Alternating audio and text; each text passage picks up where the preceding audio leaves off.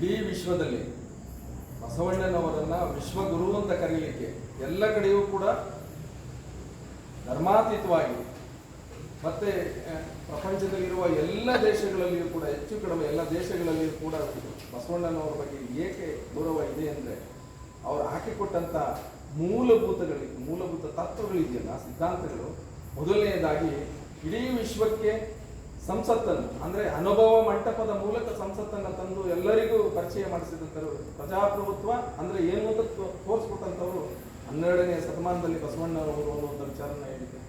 ಎರಡನೆಯದಾಗಿ ಸ್ತ್ರೀ ಸಮಾನತೆಯ ವಿಚಾರವನ್ನು ಕುರಿತು ಮಾತಾಡಿದವರು, ಮೊದಲನೇದಾಗಿ ಧ್ವನಿ ಎತ್ತಿದವರು ಬಸವಣ್ಣನವರು ಅನ್ನುವಂಥ ಮಾತನ್ನ ಪದ್ಮಾ ಮೇಡಮ್ ಹೇಳಿದರು.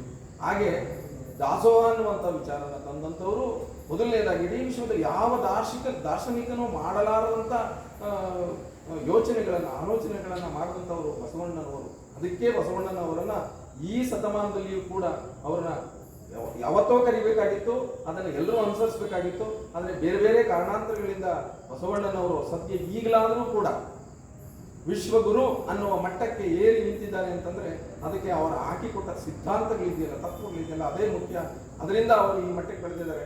ಆದರೆ ನಾವು ಲಿಂಗಾಯತರು ಅನ್ನಿಸ್ಕೊಂಡಂತ ನಮ್ಮ ಸಮುದಾಯದ ಜನ ಅಥವಾ ಬಸವ ತತ್ವವನ್ನು ಅನುಸರಿಸ್ತಾ ಇರ್ತಕ್ಕಂಥ ಜನ ಇನ್ನೂ ಮಲಗಿದ್ದೀವಿ, ಎಚ್ಚೆತ್ಕೊಂಡಿಲ್ಲ, ಎಚ್ಚರ ಆಗಿಲ್ಲ ನಮಗೆ ಅನ್ನುವಂಥ ಮಾತನ್ನ ಹೇಳ್ತಾ ಹೋದ್ರು. ಜೊತೆಗೆ ಲಿಂಗಾಯತರಾಗಿ ನನ್ನ ವೈಯಕ್ತಿಕವಾಗಿ ಹೇಳ್ಬೇಕಂದ್ರೆ ಲಿಂಗಾಯತರಾಗಿ ಹುಟ್ಟಿರುವುದೇ ನಮ್ಮ 7 ಜನ್ಮದ ಪುಣ್ಯ ಅನ್ನುವಂಥ ಭಾವನೆ ನಾನು ಯಾವತ್ತೂ ಕೂಡ ಹೇಳ್ತಾನೆ ಹೋಗ್ತಾ ಇದ್ದೀನಿ. ನಾವು ಲಿಂಗಾಯತರಾಗಿರೋದೇ ನಮ್ಮ 7 ಜನ್ಮದ ಪುಣ್ಯ. ಅದನ್ನು ಮೇಡಮ್ ಪರೋಕ್ಷವಾಗಿ ನೀವು ಎಲ್ರಿಗೂ ಹೇಳಿದರು. ದಯಮಾಡಿ ಎಲ್ಲ ನಮ್ಮ ಸಮುದಾಯದ ಜನ ಎಚ್ಚೆತ್ಕೋಬೇಕು, ನಮ್ಮ ನಿದ್ದೆಯಿಂದ ಎದ್ದೇಳಬೇಕು ಅನ್ನುವಂಥ ಮಾತನ್ನು ಕೂಡ ಎಚ್ಚರಿಸಿ ನಿಮ್ಮೆಲ್ಲರಿಗೂ ಆ ವಿಚಾರಗಳನ್ನು ತಲುಪಿಸಿದ್ದಾರೆ ಅನ್ನುವಂಥ ಮಾತನ್ನು ಹೇಳ್ತಾ ಅವರು ಇಷ್ಟೊತ್ತು ನಿಮಗೆ ಆ ವಿಚಾರ ಹೇಳಿದರೆ ನಾನು ಯಾಕೆ ಅದನ್ನು ಜಾಸ್ತಿನೇ ಹೇಳುತ್ತೆ. ಅವರು ತುಂಬ ಅದ್ಭುತವಾಗಿ ಮಾತಾಡಿದರು. ಅದನ್ನು ಕೇಳಿಸ್ಕೊಳ್ಳೋದಕ್ಕೆ ಕೇಳುವ ಕಿವಿಗಳಿರಲಿಲ್ಲ ಜಾಸ್ತಿ ಅನ್ನುವಂಥದ್ದು. ಆಲಿಸುವಂಥ ಜನ ನಮ್ಮಲ್ಲಿ ಇರಲಿಲ್ವಲ್ಲ ಅಂತ ನನಗೆ ಒಂದಿಷ್ಟು ಬೇರೆನೇ ಆಗಿದೆ. ಹಾಗಾಗಿ ಇಲ್ಲಿವರೆಗೆ ತುಂಬ ಅದ್ಭುತವಾಗಿ ಮಾತಾಡಿದಂಥ ಮೇಡಮ್ ಅವರಿಗೆ ಹೃದಯಪೂರ್ವಕ ಧನ್ಯವಾದಗಳನ್ನು ಅರ್ಪಿಸ್ತಾ ಮುಂದೆ ಶರಣ ವಿಶ್ವ ವಚನ ಫೌಂಡೇಶನ್ ಸಂಸ್ಥಾಪಕರಾದಂತಹ ವಚನಕುಮಾರ ಸ್ವಾಮಿಯವರು ತಮ್ಮ ನಮ್ಮ ನಾಗರಾಜು ಬಸವಪ್ರಿಯ ನಾಗರಾಜು ಅವರು ಒಂದು ವಿಶೇಷವಾದಂಥ, ನಿಜವಾಗಿ ಕೂಡ ಅದ್ಭುತವಾದಂಥ ಒಂದು ವಿಷಯವನ್ನು ಕೊಟ್ಟಿದ್ದಾರೆ. ನನ್ನ ಕೈಯಲ್ಲಿ ಇಷ್ಟಲಿಂಗವಿರುವಾಗ ನಾನೇಕೆ ಹಸ್ತರೇಖೆಯನ್ನು ನಂಬಲ್ಲಯ್ಯ. ತುಂಬ ಅದ್ಭುತವಾದಂಥ ಮಾತು. ಆ ವಿಚಾರವನ್ನು ನಮ್ಮ ಶರಣರು ಹೇಳಿದ್ದಾರೆ. ಅದನ್ನು ಕುರಿತು ಅವರಿಗೆ ಅದ್ಭುತವಾದ ಉಪನ್ಯಾಸವನ್ನು ನೀಡಿದ್ದಾರೆ. ದಯಮಾಡಿ ಸರಿಗೆ ನಾನು ಶರಣ ನಮ್ಮ ಅದ್ಭುತವಾದ ವಿಚಾರಗಳನ್ನು ಹೇಳಿದ್ದಾರೆ.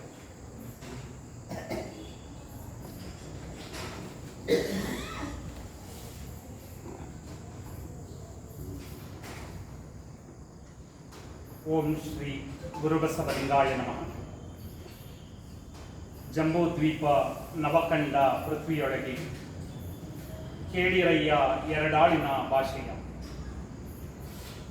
ಕೊಲ್ಲುವೆನೆಂಬ ಭಾಷೆ ದೇವನದಾದರೆ ಗೆಲುವೆನೆಂಬ ಭಾಷೆ ಭಕ್ತನದು. ಸತ್ಯವೆಂಬ ಕೂರಲಗನೆ ತಳೆದುಕೊಂಡು ಸದ್ಭಕ್ತರು ಗೆದ್ದರು ಕಾಣ ಕೂಡಲ ಸಂಗಮ. ಕರ್ನಾಟಕದ ಸಾಂಸ್ಕೃತಿಕ ನಾಯಕ ವಿಶ್ವಗುರು ಬಸವಣ್ಣನವರ ವಚನವನ್ನು ಸ್ಮರಿಸಿ ಈ ದಿನ ಸಕ್ಕರೆ ನಾಡು ಮಂಡ್ಯದಲ್ಲಿ ಜಿಲ್ಲಾ ಬಸವ ಕೇಂದ್ರ ಮಂಡ್ಯ ಮತ್ತು ಜಿಲ್ಲಾ ಶರಣ ಸಾಹಿತ್ಯ ಪರಿಷತ್ತು ಮಂಡ್ಯ, ಬಸವ ಸಮಿತಿ ಮತ್ತು ವೀರಶೈವ ಹಾಸ್ಟೆಲ್ ಸಂಯುಕ್ತ ಆಶ್ರಯದಲ್ಲಿ 400ನೇ ಶರಣ ಸಂಗಮ ಹಾಗೂ ಲಿಂಗೈಕ್ಯ ಶರಣ ವಿಡಿ ಜತ್ತಿಯವರ ಸ್ಮರಣೋತ್ಸವ ಕಾರ್ಯಕ್ರಮವನ್ನು ಈ ಒಂದು ಹಾಸ್ಟೆಲ್ನಲ್ಲಿ ಹಮ್ಮಿಕೊಳ್ಳಲಾಗಿದೆ. ಈ ಒಂದು ಕಾರ್ಯಕ್ರಮದಲ್ಲಿ ಅಧ್ಯಕ್ಷತೆಯನ್ನು ವಹಿಸಿರುವಂತಹ ಶರಣ MB ರಾಜಶೇಖರ್ ಅವರೇ ಮತ್ತು ಸನ್ಮಾನಿತರಾದಂತಹ ಶರಣೆ ಶ್ರೀಮತಿ ರಾಧಾರವರು ಮತ್ತು ಶರಣ ರಮೇಶ್ವರವರೇ, ವಿಶೇಷ ಆಹ್ವಾನಿತರಾದ ಶರಣ ಮಣಿರವರೇ, ಶರಣೆ ಪದ್ಮ ಮತ್ತು ಶರಣ ಸೋಮಶೇಖರ್ ಅವರೇ, ಶರಣ SH ಶಿವು ಜನ್ಯಾರವರೇ, ಮುಖ್ಯ ಅತಿಥಿಗಳಾದಂತಹ ಶರಣೆ ಸವಿತಾ ಮತ್ತು ಶರಣ ಮಹದೇವರವರೇ, ನಿರೂಪಣೆಯನ್ನ ಮಾಡುವುದರ ಮುಖಾಂತರ ಸ್ವಾಗತವನ್ನು ಕೂಡ ಕೋರಿದಂತಹ ಮಂಡ್ಯದ ವಕೀಲರಾದಂತಹ ಶರಣ ದೇವರಾಜುರವರೇ ಮತ್ತು ಸ್ವಾಮಿರವರೇ, ಮಹಂತ ದೇವರವರೇ ಮತ್ತು ಈ ಒಂದು ಕಾರ್ಯಕ್ರಮದಲ್ಲಿ ನಾವೆಲ್ಲರೂ ಕೂಡ ಭಾಗಿಯಾಗಲು ಕಾರಣೀಭೂತರಾದಂತಹ ಬಸವಪ್ರಿಯ ನಾಗರಾಜರವರೇ ಮತ್ತು ಈ ಕಾರ್ಯಕ್ರಮವನ್ನು ವೀಕ್ಷಿಸುತ್ತಿರುವಂತಹ ತಮಗೆಲ್ಲರಿಗೂ ಕೂಡ ಶರಣ. ಕಾರ್ಯಕ್ರಮದ ಪ್ರಾರಂಭದಲ್ಲಿ ಒಂದು ಪ್ರಾರ್ಥನೆ ಆಗಬೇಕಾಗಿತ್ತು. ಆದರೂ ಕೂಡ ನಾವೆಲ್ಲರೂ ಸೇರಿ ಒಂದು ಪ್ರಾರ್ಥನೆ ಆಗಬೇಕು ಅನ್ನೋ ಒಂದು ಸಾಮೂಹಿಕ ಪ್ರಾರ್ಥನೆಯನ್ನು ಮಾಡೋಣ ಅನ್ನೋ ಒಂದು ಸದುದ್ದೇಶದಿಂದ ಪ್ರಾರಂಭದಲ್ಲಿ ಪ್ರಾರ್ಥನೆ ಆಗಿಲ್ಲ, ವಚನ ಪ್ರಾರ್ಥನೆ ಅಂತ ಅಂದ್ಕೊಂಡಿದ್ದೇನೆ. ದಯಮಾಡಿ ಒಂದು 3-4 ನಿಮಿಷದಲ್ಲಿ ಒಂದು ಬಸವಣ್ಣನವರ ಪ್ರಾರ್ಥನಾ ಗೀತೆ ಇದೆ, ನಾನು ಹೇಳಿಕೊಡ್ತೇನೆ. ದಯಮಾಡಿ ಎಲ್ಲರೂ ಕೂಡ ನನ್ನ ಜೊತೆ ಧ್ವನಿಗೊಳಿಸಿ. ಮಾಡು ಮನವೇ ಬಸವ ಸ್ಮರಣೆ, ಮಾಡು ಮನವೇ ಬಸವ ಸ್ಮರಣೆ, ಹರಿಯುವುದಾಗಲೇ ಬವಣೆಯೋ, ಹರಿಯುವುದಾಗಲೇ ಬವಣೆಯೋ. ಮಾಡು ಮನವೇ ಬಸವ ಸ್ಮರಣೆ, ಮಾಡು ಮನವೇ ಬಸವ ಸ್ಮರಣೆ, ಹರಿಯುವುದಾಗಲೇ ಬವಣೆಯೋ, ಹರಿಯುವುದಾಗಲೇ ಬವಣೆಯೋ. ತಪ್ಪನೆಣಿಸದೆ ಒಪ್ಪಿಕೊಳ್ಳುವ, ತಪ್ಪನೆಣಿಸದೆ ಒಪ್ಪಿಕೊಳ್ಳುವ, ಅಪ್ಪ ಬಸವನ ಕರುಣೆಯೋ, ಅಪ್ಪ ಬಸವನ ಕರುಣೆಯೋ. ತಪ್ಪನೆಣಿಸದೆ ಒಪ್ಪಿಕೊಳ್ಳುವ, ತಪ್ಪನೆಣಿಸದೆ ಒಪ್ಪಿಕೊಳ್ಳುವ, ಅಪ್ಪ ಬಸವನ ಕರುಣೆಯೋ, ಬಸವನ ಕರುಣೆಯೋ. ಮಾಡು ಮನವೇ ಬಸವ ಸ್ಮರಣೆ, ಮಾಡು ಮನವೇ ಬಸವ ಸ್ಮರಣೆ, ಮಾಡು ಮನವೇ ಬಸವ ಸ್ಮರಣೆ, ಮಾಡು ಮನವೇ ಬಸವ ಸ್ಮರಣೆ. ಸ್ವರ್ಗ ನರಕದ ಪಾಪ ಪುಣ್ಯದ, ನರಕದ ಪಾಪ ಪುಣ್ಯದ, ಹಂಗ ಹರಿದ ಲಿಂಗನು, ಅಂಗಹರಿದ ಲಿಂಗವನು, ಕಾಯಕವೇ ಕೈಲಾಸವೆನ್ನುತ್ತ, ಕಾಯಕವೇ ಕೈಲಾಸವೆನ್ನುತ್ತ, ದುಡಿಮೆ ಮಂತ್ರವ ನುಡಿದನು. ಮಾಡು ಮನವೇ ಬಸವ ಸ್ಮರಣೆ, ಮಾಡು ಮನವೇ ಬಸವ ಸ್ಮರಣೆ, ಮಾಡು ಮನವೇ ಬಸವ ಸ್ಮರಣೆ, ಮಾಡು ಮನವೇ ಬಸವ ಸ್ಮರಣೆ. ಕೀಳು ಕುಲದ ಕಷ್ಟ ಕಳೆಯಲು, ಕೇಳು ಕುಲದ ಕಷ್ಟ ಕಳೆಯಲು, ಇಷ್ಟಲಿಂಗವ ಕರುಣಿಸಿ, ಇಷ್ಟಲಿಂಗವ ಕರುಣಿಸಿ, ಮನುಜರೆಲ್ಲರೂ ಒಂದೇ ಎಂಬ, ಮನುಜರೆಲ್ಲರೂ ಒಂದೇ ಎಂಬ ಸಮತೆ ತತ್ವವ ಬೋಧಿಸಿ. ಸಮತೆತತ್ವವ ಬೋಧಿಸಿ.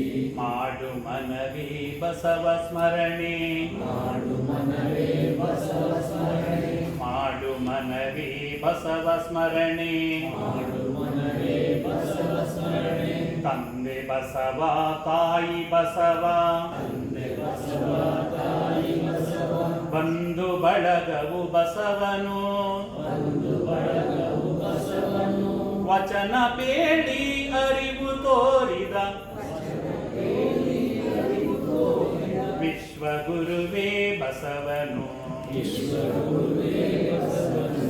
ಮಾಡು ಮನವೇ ಬಸವ ಸ್ಮರಣೆ, ಮಾಡು ಮನವೇ ಬಸವ ಸ್ಮರಣೆ, ಮಾಡು ಮನವೇ ಬಸವ ಸ್ಮರಣೆ, ಮಾಡು ಮನವೇ ಬಸವ ಸ್ಮರಣೆ. ಸುಖವೇ ಇರಲಿ ದುಃಖ ಬರಲಿ, ಸುಖವೇ ಇರಲಿ ದುಃಖವರಲಿ, ಬಸವ ಬಸವ ಎನ್ನು ನೀ, ಬಸವ ಬಸವ ಎನ್ನು ನೀ.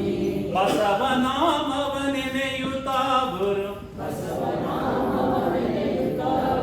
ಬಸವನಲ್ಲಿ ಒಂದಾಗು ನೀ.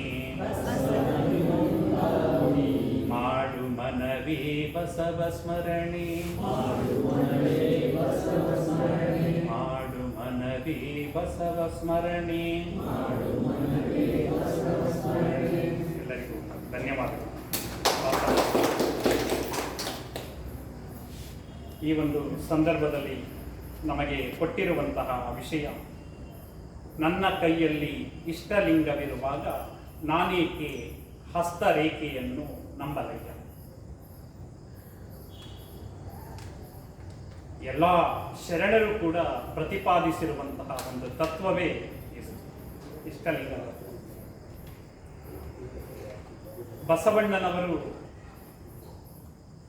ವಿಜಯಪುರ ಜಿಲ್ಲೆಯ ಬಸವನ ಬಾಗೇವಾಡಿಯಲ್ಲಿ ಜನಿಸ್ತಾರೆ. ನಂತರ ಕೂಡಲ ಸಂಗಮದಲ್ಲಿ ವಿದ್ಯಾಭ್ಯಾಸವನ್ನು ಮುಗಿಸಿ, ನಂತರ ಮಂಗಳವೇಡದಲ್ಲಿ ಕಾರಣಿಕರಾಗಿ, ನಂತರ ಬಸವ ಕಲ್ಯಾಣದಲ್ಲಿ ಅದನ್ನು ಕಾಯಕ ಭೂಮಿಯನ್ನಾಗಿ ಮಾಡಿಕೊಂಡು ತದನಂತರ ಕೂಡಲ ಸಂಗಮಕ್ಕೆ ಬಂದು ಐಕ್ಯರಾಗ್ತಾರೆ. ಇದು ಒಂದು ಬಸವಣ್ಣನವರ ಒಂದು ಸಣ್ಣ ಪರಿಚಯ. ಆದರೆ ಅವರು ಈ ಒಂದು ಭಕ್ತಿಯ ಬೀಜವನ್ನೇ ಬಿತ್ತದ್ದು ಬಸವ ಕಲ್ಯಾಣದಲ್ಲಿ. ಅನೇಕರು ನಾನು ಕೇಳ್ತಾ ಇರ್ತೇನೆ, ಬಸವ ಕಲ್ಯಾಣ ಯಾರು ನೋಡಿದ್ದೀರಾ, ಬಾಗೇವಾಡಿ ಯಾರು ನೋಡಿದ್ದೀರಾ, ಕೂಡಲ ಸಂಗಮ ಯಾರು ನೋಡಿದ್ದೀರಾ ಅಂತ ಕೇಳ್ತಾ ಇರ್ತೀವಿ. ಕೆಲವರು ಕೈ ಎತ್ತಾರೆ, ಕೆಲವರು ಇಲ್ಲ ನೋಡಿಲ್ಲ, ಮುಂದೆ ಹೋಗ್ತೀವಿ ನಿಮ್ಮ ಮಾತಿನಿಂದ ಆದರೂ ಅಂತ ಹೇಳ್ತಾರೆ. ನಮ್ಮ ಲಿಂಗಾಯತರಾದಂತಹವರು ನಮ್ಮ ಶರಣರ ಒಂದು ಜನ್ಮ ಕ್ಷೇತ್ರ ಆಗ್ಬೋದು, ಕಾಯಕ ಕ್ಷೇತ್ರ ಆಗ್ಬೋದು, ಐಕ್ಯ ಕ್ಷೇತ್ರಗಳಾಗ್ಬೋದು, ಅಲ್ಲಿಗೆ ಒಂದು ಭೇಟಿ ಕೊಟ್ಟು ಆ ಸ್ಥಳವನ್ನು ನಾವು ತುಳಿದು ಬಂದಾಗ ನಮಗೇನೋ ಒಂದು ರೀತಿ ನಮ್ಮ ಜನ್ಮ ಪಾವನವಾಗುವಂತಹ ಒಂದು ಸುಸಂದರ್ಭ. ಅಂತಹ ಬಸವಣ್ಣನವರ ಒಂದು ಕಾಯಕ ಭೂಮಿಯಾಗಿದ್ದಂತೂ ಬಸವ ಕಲ್ಯಾಣ. ಅಲ್ಲಿ ಅವರು ರಚಿಸಿದಂತಹ ವಚನ ತತ್ವಗಳು ಮತ್ತು ಅವರು 3 ಅಂಶಗಳನ್ನು ವಿಶೇಷವಾಗಿ ಪ್ರತಿಪಾದಿಸ್ತಾರೆ. ಒಂದು ಕಾಯಕ, ಇನ್ನೊಂದು ದಾಸೋಹ, ಮೂರನೆಯದು ಇಷ್ಟಲಿಂಗ ಪದ. ದುಡಿದು ಉಂಡ್ರಿ ಕಾಯಕ, ಉಳಿದದ್ರಲ್ಲಿ ಸ್ವಲ್ಪ ಸಮಾಜಕ್ಕೆ ಕೊಡ್ರಿ ದಾಸೋಹ, ನಿಮ್ಮ ಮನವನ್ನ ಒಂದು ಸ್ಥಿರತೆಯಿಂದ ಇಟ್ಟುಕೊಳ್ಳಲು, ನಿಮ್ಮ ಮನವನ್ನ ಏಕಾಗ್ರತೆಯನ್ನ ಇಟ್ಟುಕೊಳ್ಳಲು, ಹಲವು ದೇವರುಗಳನ್ನು ಪೂಜಿಸುವ ಬದಲು ಏಕ ದೇವತೋಪಾಸನೆಯ ಮುಖಾಂತರ ಆತ್ಮವಿಶ್ವಾಸವನ್ನು ವೃದ್ಧಿಸಿಕೊಳ್ಳಿ ಎನ್ನುವ ಒಂದು ಸದುದ್ದೇಶದಿಂದ ಕೊಟ್ಟದ್ದೇ ಒಂದು ಇಷ್ಟಲಿಂಗ ಪದ್ಧತಿ. ಈ 3 ಅಂಶಗಳು ಆಗಿನ ಕಾಲದಲ್ಲಿ 12ನೇ ಶತಮಾನದಲ್ಲಿಯೇ ಬೇರೆ ಬೇರೆ ದೇಶದವರನ್ನ, ಬೇರೆ ಬೇರೆ ರಾಜ್ಯದವರನ್ನ ಅಯಸ್ಕಾಂತೀಯ ರೀತಿ ಅಲ್ಲಿಗೆ ಸೆಳೆಯುತ್ತೆ. ಅಲ್ಲಿಗೆ ಅಫ್ಘಾನಿಸ್ತಾನ ಅಂತ ನಮ್ಮ ದೇಶದ ಪಕ್ಕದಲ್ಲಿದೆ, ಅಲ್ಲಿಂದ ಮರುಳ ಶಂಕರದೇವರು ಬರ್ತಾರೆ.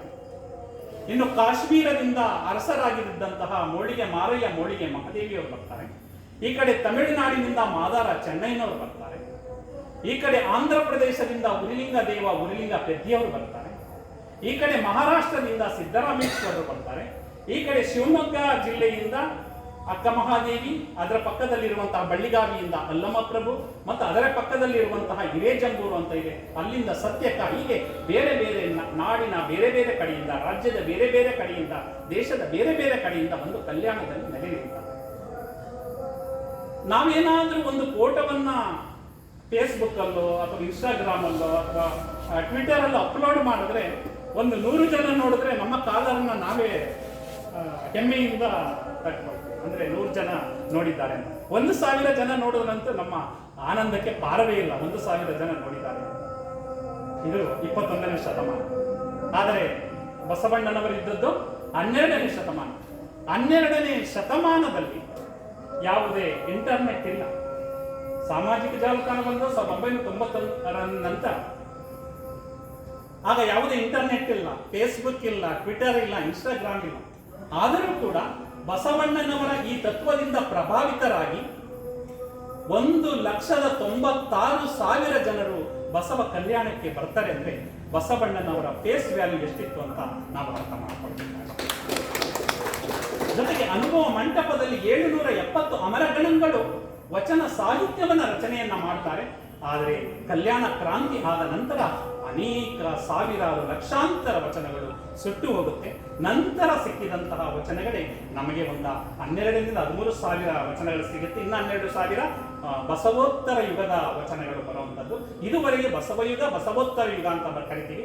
ಅದರಿಂದ 22,000 ವಚನಗಳು, 220 ಶರಣರ ವಚನಗಳು ಮಾತ್ರ ನಮಗೆ ಬಂದಿದೆ. 770 ಅಮರಗಣಗಳು ಕೂಡ ವಚನ ಸಾಹಿತ್ಯವನ್ನು ರಚನೆ ಮಾಡ್ತಾರೆ. ಆದರೆ ಆ ಸಾಹಿತ್ಯವನ್ನು ನಮಗೆ ಗುಣಪಡಿಸ್ತವೆ ಡಾಕ್ಟರ್ ಫಕೀರಪ್ಪ ಗುರುಬಸಪ್ಪ ಹಳಕಟ್ಟಿಯವರು. ಈಗ ನಿನ್ನೆ ತಾನೇ ಅವರ ಜನ್ಮ ದಿನೋತ್ಸವವನ್ನು ಕೂಡ ಮಾಡಿದ್ದೇವೆ. ಆ ವಿಷಯಕ್ಕೆ ಹೋಗಲ್ಲ, ಯಾಕಂದ್ರೆ ಅವರ ಬಗ್ಗೆ ಮಾತನಾಡಕ್ಕೆ ಹೋದ್ರೆ ಅದೇ 1 ಗಂಟೆ 1.5 ಗಂಟೆ ವಿಷಯ ತಗೊಳುತ್ತೆ. ನನಗೆ ಕೊಟ್ಟಿರುವಂತಹ ಸಮಯದಲ್ಲಿ ನಿಮ್ಮ ಅದು ಕೂಡ ಯಾವುದೇ ಭಾರ ಆಗಬಾರದು. 10-15 ನಿಮಿಷದಲ್ಲಿ ನಾನು ಈ ಒಂದು ವಿಷಯಕ್ಕೆ ಪೂರಕವಾಗಿ ನಾನು ಮಾತನಾಡೋದಕ್ಕೆ ಇಷ್ಟಪಡ್ತೇನೆ. ಅನುಭವ ಮಂಟಪದಲ್ಲಿ ಚರ್ಚೆ ಆಗ್ತಿದ್ದೆ 3 ಅಂಶಗಳ ಬಗ್ಗೆ. ಒಂದು ಕಾಯಕ, ಇನ್ನೊಂದು ದಾಸೋಹ, ಇನ್ನೊಂದು ಇಷ್ಟಲಿಂಗ ತತ್ವ. ಈ 3 ತತ್ವಗಳ ಬಗ್ಗೆ ಯಾವಾಗಲೂ ಕೂಡ ಚರ್ಚೆ ಆಗ್ತಾ ಇತ್ತು. ಅದರಲ್ಲಿ ಒಂದು ತುಣುಕನ್ನ ತೆಗೆದುಕೊಂಡು ನನ್ನ ಕೈಯಲ್ಲಿ ಇಷ್ಟಲಿಂಗವಿರುವಾಗ ನಾನೇಕೆ ಹಸ್ತರೇಖೆ ನಂಬಲಯ್ಯ ಇದನ್ನು ಪಟ್ಟಿದ್ದಾರೆ. ಇನ್ನು ಸರಳೀಕರಣ ಮಾಡಬೇಕು ಅಂದ್ರೆ ನಾನು ಇಷ್ಟಲಿಂಗವನ್ನ ಪೂಜೆ ಮಾಡಬೇಕಾದ್ರೆ ಜ್ಯೋತಿಷ್ಯ ನಂಬೇಕಾ, ಶಾಸ್ತ್ರ ನಂಬೇಕಾ, ಹೋಮ ನಂಬೇಕಾ, ಹವನ ನಂಬೇಕಾ, ಇವೆಲ್ಲವನ್ನು ನಾನು ಹೇಗೆ ಅದನ್ನ ನಂಬಬೇಕು ಅನ್ನೋ ಒಂದು ನಿಟ್ಟಿನಲ್ಲಿ ನನ್ನ ಒಂದು 10 ನಿಮಿಷದಲ್ಲಿ ಈ ಒಂದು ವಿಚಾರಗಳನ್ನು ಮಂಡನೆ ಮಾಡೋದಕ್ಕೆ ಇಷ್ಟಪಡ್ತೇನೆ. ಅನುಭವ ಮಂಟಪದ ಅಧ್ಯಕ್ಷರಾದಂಥವರು ಹಲ್ಲಮ್ಮ ಪ್ರಭುಗಳು, ಅದನ್ನು ಅಧ್ಯಕ್ಷರನ್ನಾಗಿ ಮಾಡಿದವರೇ ಬಸವಣ್ಣನವರು. ಅವರ ಈ ಒಂದು ಅನುಭವ ಮಂಟಪ ಈಗ ರಚನೆ ಇತ್ತು, ಆದರೆ ಈಗ ಅದನ್ನ ಏನು ಮಾಡ್ತಾ ಇದ್ದಾರೆ, ಸುಮಾರು 600 ಕೋಟಿಯನ್ನು ಕೂಡ ಹೆಚ್ಚು ಅದನ್ನ ಖರ್ಚು ಮಾಡಿ ಈಗಾಗಲೇ 80% ಕೆಲಸ ಬಸವ ಕಲ್ಯಾಣದಲ್ಲಿ ಆಗಿದೆ. ದಯಮಾಡಿ ಒಂದು ಸಲ ಪ್ರವಾಸವನ್ನ ಇಟ್ಟುಕೊಂಡು ದಂಪತಿಗಳ ಸಮೇತ ಆ ಬಸವ ಕಲ್ಯಾಣ ನೋಡಿ ಬನ್ನಿ. ಅನೇಕ ಗವಿಗಳಿವೆ. ಒಂದೊಂದು ಕಂಬದಲ್ಲೂ ಕೂಡ ಒಬ್ಬೊಬ್ಬರು ಶರಣರು 770 ಅಮರಗಣಗಳ ದ್ಯೋತಕವಾಗಿ 770 ಕಂಬಗಳಾಗಿದೆ. ಎಲ್ಲ ರಚನೆಯಾಗಿ ರೂಪಕೀಪ ಎಲ್ಲ ಆಗಿದೆ. 80% ಕೆಲಸ ಆಗಿದೆ. ನನ್ನ 20%. ಇನ್ನೊಂದು ವರ್ಷದಲ್ಲಿ ಅದು ಪರಿಪೂರ್ಣ ಆಗ್ಬೋದು. ಒಂದು ಸಲ ಪ್ರವಾಸಕ್ಕೆ ಹೋದ್ರೆ ಎಲ್ಲ ಬೇರೆ ಬೇರೆ ಕಡೆ ಹೋಗ್ತೀರಾ. ಬಸವ ಕಲ್ಯಾಣ ಮತ್ತೆ ಈ ಬಾಗೇವಾಡಿ ಇವೆಲ್ಲವನ್ನ ಇಟ್ಕೊಂಡು ನಂತರ ಕೂಡಲ ಸಂಗಮ ಇಷ್ಟೆಲ್ಲ ಸ್ಥಳಗಳನ್ನು ನೋಡುವ ನಿಟ್ಟಿನಲ್ಲಿ ಒಂದು 5 ದಿನದ ಪ್ರವಾಸವನ್ನ ಮಾಡಿ ಬಂದ್ರೆ ಅವೆಲ್ಲವನ್ನ ನಾವು ಹೇಳೋದಕ್ಕಿಂತ ಅದನ್ನು ನೋಡೋದೇ ಚೆಂದ. ಬಸವಣ್ಣನವರು ವಾಸಿಸುತ್ತಿದ್ದಂತಹ ಮನೆಯನ್ನು ಅರಿವಿನ ಮನೆ ಅಂತ ಕರಿತೀವಿ. ಅಲ್ಲಿಗೆ ಜವರೇಗೌಡರು ಹೋದ್ರಂತೆ. ಜವರೇಗೌಡರು ಹೋದ ತಕ್ಷಣ ಆ ಅರಿವಿನ ಮನೆಯ ಮುಂದೆ ಅಂಗಳ ಇದೆ, ದೊಡ್ಡ ಅಂಗಳ. ಆ ದೊಡ್ಡ ಅಂಗಳದಲ್ಲಿ ಇಡೀ ದೇಹವನ್ನೇ ಮಾಡಿ ನಮಸ್ಕಾರ ಮಾಡಿಬಿಟ್ರಂತೆ. ಇಡೀ ದೇಹವೇ ಬಗ್ಗೆ ನಮಸ್ಕಾರ ಮಾಡ್ತಾ ಇದ್ದಾರಂತೆ. ಇಡೀ ದೇಹ ಎಲ್ಲ ಏನಾಗಿದೆ, ನೆಲಕ್ಕೆ ಸ್ಪರ್ಶ ಆಗ್ತಾ ಇದೆ. ಆ ಪಕ್ಕದಲ್ಲಿದ್ದವ್ರು ಕೇಳಿದಂತೆ, ಏನು ದೇಜೇಗೌಡರು ಈ ರೀತಿ ನಮಸ್ಕಾರ ಮಾಡ್ತಾ ಇದ್ರಲ್ಲ ಅಂದಾಗ, ಇದು ಶರಣರು ತಿರುಗಾಡಿದಂತಹ ಸ್ಥಳ ಕಣಪ್ಪ. ಕಣದಲ್ಲೂ ಕೂಡ ಶರಣರ ಒಂದು ಶಕ್ತಿ ಇದೆ. ಆ ಒಂದು ಕಣವನ್ನ ಸ್ಪರ್ಶಿಸಿದಾಗ ನಾನು ಚೈತನ್ಯಶೀಲನಾಗ್ತೇನೆ ಅನ್ನೋ ಒಂದು ಮಾತನ್ನ ಹೇಳಿದ್ರಂತೆ. ಆದುದರಿಂದ ಅಂತಹ ಶರಣರ ಕಾಯಕ ಭೂಮಿಗೆ ನಾವು ಪ್ರತಿಯೊಬ್ಬರು ಕೂಡ ಹೋಗಿ ಆ ನಮ್ಮ ನಯನ ಮತ್ತು ನಮ್ಮ ಮನಸ್ಸು ಇದೆಲ್ಲವನ್ನು ಪಾವನ ಮಾಡಿಕೊಳ್ಬೇಕು ಅಂತ ಹೇಳ್ತಾ, ಇಲ್ಲಿ ಮುಖ್ಯವಾಗಿ ಈ ಒಂದು ನಮ್ಮ ಲಿಂಗಾಯತ ಸಮೂಹದಲ್ಲಿ ಅನೇಕ ಅಂಶಗಳನ್ನು ಗಮನಿಸ್ತೇವೆ. ಅದರಲ್ಲಿ ಅಷ್ಟಾವರಣಗಳು ಅಂತ ಬರುತ್ತೆ. ಅಷ್ಟಾವರಣಗಳು, ಅನಂತರ ಪಂಚಾಚಾರಗಳು, ನಂತರ ಷಟ್ಸ್ಥಳಗಳು. ಈ ಒಂದು ಲಿಂಗ ನನಗೆ ಕೊಟ್ಟಿರುವಂತಹ ವಿಷಯ ಬರುವಂಥದ್ದು ಪಂಚಾಚಾರಗಳಲ್ಲಿ, ಲಿಂಗಾಚಾರದಲ್ಲಿ ಬರುವಂತಹ ವಿಷಯ. ಅಷ್ಟಾವರಣಗಳು ಕೇಳಿದರೆ 8 ಆವರಣಗಳು: ಗುರು, ಲಿಂಗ, ಜಂಗಮ, ವಿಭೂತಿ, ರುದ್ರಾಕ್ಷಿ, ಮಂತ್ರ, ಪಾದೋದಕ, ಪ್ರಸಾದ. ಗುರು, ಲಿಂಗ, ಜಂಗಮ ಪೂಜಾ ಮೂರ್ತಿಗಳು, ಅಂದ್ರೆ ಅದನ್ನು ಪೂಜಿಸ್ತೀವಿ ನಾವು. ಯಾವುದರಿಂದ? ವಿಭೂತಿ, ರುದ್ರಾಕ್ಷಿ, ಮಂತ್ರದಿಂದ ಆ ಗುರು, ಲಿಂಗ, ಜಂಗಮವನ್ನ ಪೂಜಿಸ್ತೀವಿ. ಅದರಿಂದ ಸಿಗುವಂತಹ ಪ್ರತಿಫಲವೇ ಪಾದೋದಕ ಮತ್ತೆ ಪ್ರಸಾದ. ಇವು ಅಷ್ಟಾವರಣಗಳು. ನಂತರ ಬರುವಂಥದ್ದು ಪಂಚಾಚಾರಗಳು, 5 ಆಚಾರಗಳು: ಲಿಂಗಾಚಾರ, ಸದಾಚಾರ, ಶಿವಾಚಾರ, ಗಣಾಚಾರ, ನೃತ್ಯಾಚಾರ. 5 ಆಚಾರಗಳು ಬರ್ತದೆ. 5 ಆಚಾರಗಳು ಈ ವಿಷಯ. ನಂತರ ಬರುವಂಥದ್ದು ಷಟ್ಸ್ಥಳಗಳು. ಒಬ್ಬ ಮನುಷ್ಯ ಆ 6 ಸ್ಥಳಗಳನ್ನು ಹೇರಬೇಕು ಅಂತ: ಭಕ್ತ, ಮಹೇಶ, ಪ್ರಸಾದಿ, ಪ್ರಾಣಲಿಂಗಿ, ಶರಣ ಮತ್ತು ಐಕ್ಯ. ಐಕ್ಯ ಸ್ಥಿತಿ ಅಂದ್ರೆ ಲಿಂಗೈಕ್ಯರಾಗುವಂಥದ್ದು. ಮನುಷ್ಯನೇ ನಾವು ಇರುವಾಗಲೇ, ಜೀವಂತ ಇರುವಾಗಲೇ ಐಕ್ಯ ಸ್ಥಿತಿಯನ್ನ ತಲುಪುವಂಥದ್ದು. ಐಕ್ಯ ಸ್ಥಿತಿ ತಲುಪೋದು ಅಂದ್ರೆ ಶರಣರು ಮಾತ್ರ ಆ ಒಂದು ಸ್ಥಾನವನ್ನ ಅಲಂಕರಿಸಿ ಈಗಲೂ ಕೂಡ ಇದ್ದಾರೆ. ಸಾಧನೆ ಮಾಡಬೇಕು. ಇಷ್ಟಲಿಂಗವನ್ನ ಇಟ್ಕೊಂಡು ಸಾಧನೆ ಮಾಡಿದ್ರೆ ಆ ಐಕ್ಯ ಸ್ಥಿತಿಯನ್ನು ತಲುಪಬಹುದು.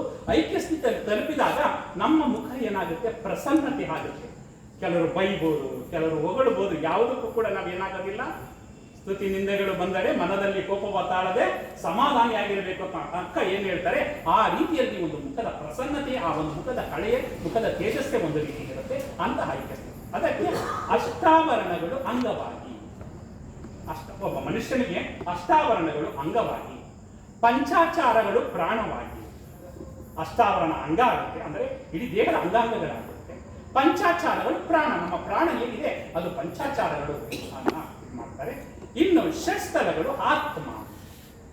ಇದನ್ನ ಜೀವನದಲ್ಲಿ ನಮ್ಮ ದೇಹದಲ್ಲೇ ಅಳವಡಿಸಿಕೊಂಡು ನಾವು ಜೀವನದಲ್ಲಿ ಯಶಸ್ಸನ್ನ ದಾಟುವಂಥದ್ದು. ನಮ್ಮಲ್ಲಿ ಯಾವುದೇ ಸ್ವರ್ಗ ನರಕಗಳ ಕಲ್ಪನೆ ಇಲ್ಲ. ನಮ್ಮ ಲಿಂಗಾಯತ ತತ್ವದಲ್ಲಿ, ಶರಣ ತತ್ವದಲ್ಲಿ ಅವರು ಸ್ವರ್ಗ ನರಕನ್ನ ಅಲ್ಲೇ ಕಲಿತಾರೆ. ಕೆಲವರು ಅಂತಾರೆ, ನೀವು ಒಳ್ಳೆ ಕೆಲಸ ಮಾಡಿಬಿಟ್ಟು ದಾನ ಮಾಡಿಬಿಟ್ರೆ, ಧರ್ಮ ಮಾಡಿಬಿಟ್ರೆ ನೀವು ಸ್ವರ್ಗಕ್ಕೆ ಹೋಗ್ತೀಯಾ, ಕೆಟ್ಟ ಕೆಲಸ ಮಾಡಿದ್ರೆ ನರಕಕ್ಕೆ ಹೋಗ್ತೀಯಾ ಅಂತಾರೆ. ಶರಣರು ಅಲ್ಲೇ ಕಲಿತಾರೆ. ಅವ್ರು ಕೇಳ್ತಾರೆ ಬಸವಣ್ಣವರು, ದೇವಲೋಕ ಮರ್ತ್ಯಲೋಕವೆಂಬುದು ಬೇರಿಲ್ಲ ಕಾಣಿರೋ, ಸತ್ಯವ ನುಡಿಯುವುದೇ ದೇವಲೋಕ, ನಿತ್ಯವ ನುಡಿಯುವುದೇ ಮರ್ತ್ಯಲೋಕ, ಆಚಾರವೇ ಸ್ವರ್ಗ, ಅನಾಚಾರವೇ ನರಕ, ಕೂಡಲ ಸಂಗಮ ದೇವ ನೀವೇ ಪ್ರಮಾಣ. ಸತ್ಯವನ್ನು ನುಡಿಯುವುದೇ ದೇವಲೋಕ. ಶರಣರ ವಚನಗಳನ್ನ ನಾವು ಹೇಳ್ತಾ ಇದ್ವಿ, ಶರಣರ ವಚನಗಳನ್ನ ಕೇಳ್ತಾ ಇದ್ವಿ ಅಂದ್ರೆ ಈಗ ನಾವು ಕೇವಲ ವಿದ್ಯಾರ್ಥಿ ನಿಲಯದಲ್ಲಿಲ್ಲ, ನಾವೆಲ್ಲಿದ್ದೀವಿ, ದೇವಲೋಕದಲ್ಲಿದ್ದೇವೆ. ಆಚಾರವೇ ಸ್ವರ್ಗ, ಆಚಾರಯುಕ್ತವಾದಂತಹ ಒಂದು ಕಾರ್ಯಕ್ರಮವನ್ನ ಕಣ್ತುಂಬಿಕೊಳ್ತಾ ಇದ್ದೀವಿ ಅಂದ್ರೆ ನಾವೆಲ್ಲಿದ್ದೀವಿ, ಸ್ವರ್ಗದಲ್ಲಿದ್ದೇವೆ, ನಾವು ದೇವಲೋಕದಲ್ಲಿದ್ದೇವೆ. ಒಳ್ಳೆಯ ಆಚಾರಗಳನ್ನ ಎಲ್ಲಿ ಕಣ್ತುಂಬಿಕೊಳ್ತೀವಿ, ಒಳ್ಳೆಯ ಮಾತುಗಳು ಎಲ್ಲಿ ಕಿವಿಗೆ ಬೀಳುತ್ತೆ ಅದೇ ಸ್ವರ್ಗ, ಅದೇ ದೇವಲೋಕ ಅನ್ನೋ ಭಾವನೆಯನ್ನ ಶರಣರು ಕೊಟ್ಟಿದ್ದಾರೆ. ಅದಕ್ಕೆ ಕೊಟ್ಟಿರುವಂಥದ್ದೇ ಈ ಒಂದು ಸತ್ಸಂಗ.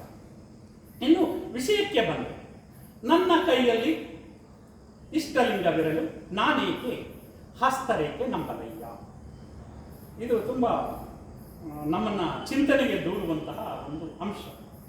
3 ವಿಷಯಗಳನ್ನು ನಾವು ಗಮನದಲ್ಲಿಟ್ಕೊಳ್ತೀವಿ. ಒಂದು ಚಿತೆ, ಇನ್ನೊಂದು ಚಿಂತೆ, ಇನ್ನೊಂದು ಚಿಂತನೆ. ಚಿತೆ ಸತ್ತ ಮನುಷ್ಯನನ್ನು ಸುಡುತ್ತೆ, ಚಿಂತೆ ಜೀವಂತ ಮನುಷ್ಯನನ್ನು ಸುಡುತ್ತೆ, ಚಿಂತನೆ ನಾವು ಬದುಕುವ ದಾರಿಯನ್ನ ಹೇಗೆ ಸಾಗಿಸಬೇಕು, ಹೇಗೆ ಬಸವ ಪಥದಲ್ಲಿ ನಡೆಯಬೇಕು, ನಮ್ಮ ಮಾರ್ಗದಲ್ಲಿ ನಡೆಯಬೇಕು ಅನ್ನೋದನ್ನ ಗುರಿ ತೋರಿಸ್ಕೊಡುತ್ತೆ. ಅಂತಹ ಗುರಿ ತೋರಿಸ್ಕೊಡುವಂಥದ್ದೇ ಈ ಒಂದು ಅಂಶ. ಇಷ್ಟಲಿಂಗ ಅನ್ನೋದು ಮಾನವನೇ ಮಹಾದೇವನಾಗುವಂಥದ್ದು. ಇಷ್ಟಲಿಂಗ ಕೊಟ್ಟಿದ್ದಾರಲ್ಲ ಬಸವಣ್ಣವರು, ಅದು ಮಾನವನೇ ಮಹಾದೇವ ಆಗುವಂಥದ್ದು. 12ನೇ ಶತಮಾನದವರೆಗೆ ಎಲ್ಲರೂ ಕೂಡ ಬಂದಿದ್ದಾರೆ, ಅನೇಕ ಸಾಹಿತಿಗಳು ಬಂದಿದ್ದಾರೆ. ಪಂಪನಿಂದ ಹಿಡಿದು, ಆದಿಕವಿ ಪಂಪ ಅಂತ ಕರಿತೀವಿ, ಪಂಪನಿಂದ ಹಿಡಿದು 12ನೇ ಶತಮಾನದವರೆಗೆ ಆದಂತಹ ಎಲ್ಲ ಕವಿಗಳಾಗ್ಬೋದು, ಸಾಹಿತಿಗಳಾಗ್ಬೋದು, ಯಾವುದರ ಬಗ್ಗೆ ಬರೆದಿದ್ದಾರೆ ಅಂದ್ರೆ ದೇವರ ಬಗ್ಗೆ ಮಾತ್ರ ಬರೆದಿದ್ದಾರೆ, ಮತ್ತೆ ಮನುಷ್ಯರ ಬಗ್ಗೆ ಅನೇಕ ಬಗ್ಗೆ ಬರೆದಿದ್ದಾರೆ. ಅಂದ್ರೆ ಆಗ ದೇವರು ಅಂದ್ರೆ ಭಯ, ಭಯವೇ ಧರ್ಮದ ಮೂಲ ಅನ್ನೋ ಒಂದು ಅಂಶವನ್ನ ತಲೆಯಲ್ಲಿ 12ನೇ ಶತಮಾನದಲ್ಲಿ ಬಂದು ಮಾನವರ ಬಗ್ಗೆ ಬರೆದಂತಹ ಸಾಹಿತ್ಯ, ಜನತಾ ಸಾಹಿತ್ಯ ಯಾವ್ದಾದ್ರು ಇದ್ರೆ ಅದು ವಚನ ಸಾಹಿತ್ಯ. ನಾವು ಜೀವನದಲ್ಲಿ ಒಳ್ಳೆಯ ಅಂಶಗಳನ್ನು ರೂಢಿಸಿಕೊಂಡು ಮಾನವನೇ ಮಹಾದೇವನಾಗಬಹುದು ಎಂಬ ಅಂಶವನ್ನು ತೋರಿಸಿದವರೇ ಯಾರು? ನಮ್ಮ ವಿಶ್ವಗುರು ಬಸವಣ್ಣನವರು ಮತ್ತು ಬಸವಾದಿ ಪ್ರಮಥರು. ಅದಕ್ಕೆ ಅವರು ಹೇಳ್ತಾರೆ, ಬಾಲಸಂಗಯ್ಯ ಅಪ್ರಮಾಣ ದೇವ ಅನ್ನೋ ವಚನಕಾರ ಹೇಳ್ತಾರೆ, ಕಲ್ಲು ದೇವರು ದೇವರಲ್ಲ, ಮಣ್ಣು ದೇವರು ದೇವರಲ್ಲ, ಕಂಚು ಹಿತ್ತಾಳೆ ತಾಮ್ರಗಳಿಂದ ಮಾಡಿದ ದೇವರು ದೇವರು. ಯಾವುದು?